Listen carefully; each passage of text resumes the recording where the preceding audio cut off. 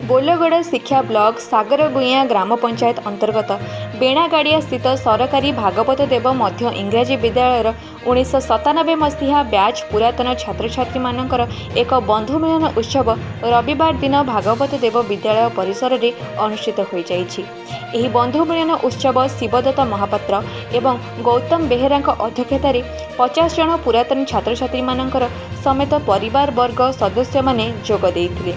पुरातन छात्र छात्री मानक मध्यरे भावर आदान प्रदान करने संगे संगे अतीतर शिक्षा अध्ययन समय अभूला स्मृति को साउंटी धरी क्रीड़ा कसरत करने संगे संगे विभिन्न मनोरंजन धर्मी सांस्कृतिक कार्यक्रम मान परिवेषण करथिले। सेमानंकर अमूल्य संपद पिला माने एही सांस्कृतिक कार्यक्रम को मन भरी उपभोग करथिले। एही बंधु मिलन उत्सव रे पुरातन शिक्षक बानांबर महाराणा जोग देइथिले। पुरातन छात्र छात्री माने निष्ठा और भक्तिर सहित पुरातन शिक्षक श्री महाराणा मथारे फूल चंदन लगाई गुरु पूजन करुथिले।